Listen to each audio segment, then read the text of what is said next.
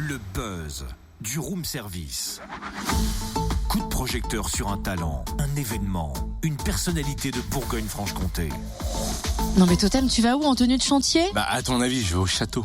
Pardon ? Tu vas au château en tenue de chantier ? Non mais alors là, c'est le summum du grand n'importe quoi. Hein. Et puis quel château d'abord ? Le château de Pouilly à Dijon déjà. On peut savoir pourquoi Pour la fête de la musique. Chaque année, la salle de concert La Vapeur à Dijon propose une fête de la musique quelques jours avant la date officielle dans les quartiers nord de Dijon, dans le parc du château de Pouilly. Et donc, c'est dimanche. D'accord, ok, mais pourquoi en tenue de chantier ? Parce que La Vapeur est en chantier d'agrandissement et de rénovation depuis le printemps 2016.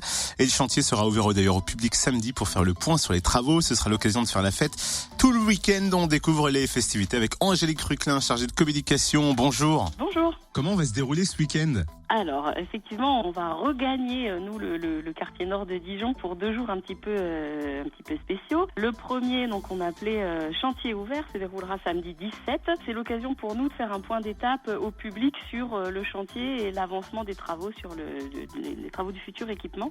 Donc, on propose au public des visites du chantier, une rencontre avec l'architecte et puis, ce sera aussi l'occasion pour nous de faire à nouveau résonner quelques notes de musique au 42 avenue de Stalingrad. On terminera la journée par un petit concert d'un groupe qui vient de Clamcy, donc un groupe régional, qui s'appelle Blue Orchid, qui fait du rock garage. Voilà. À propos du chantier, on peut d'ailleurs suivre l'avancement grâce au journal Vacarme. Le 3e numéro sort d'ailleurs ce week-end. Tout à fait, c'est un journal qu'on conduit avec des étudiants en master IMI, alors information et métier de l'information. C'est un journal qui rencontre les ouvriers sur le chantier, qui fait des points d'étape également en photo. Puis on a une petite rubrique sur notre site internet où on poste aussi régulièrement des photos de tout ce qui se passe, de l'avancement du projet. Et du chantier le samedi, le dimanche, on rejoindra le parc du château de Pouilly car comme chaque année, La Vapeur propose de faire la fête de la musique quelques jours plus tôt. Voilà, c'est devenu un incontournable pour nous, la fête de la musique dans le quartier. Alors on travaille ça avec pas mal d'associations qui font partie du collectif Nord, donc c'est un réseau d'animation des quartiers Nord. Alors il y aura pas mal de choses sur cette journée, des concerts évidemment. On reçoit notamment un projet assez spécifique, donc c'est Radical MC et Letty. Ce sera du rap chansigne. Nous on travaille beaucoup aussi sur tout ce qui est accessibilité de nos concerts. Et donc Radical MC c'est un rappeur, Letty c'est une chansigneuse, donc elle qui a rencontré la langue des signes quand elle était adolescente.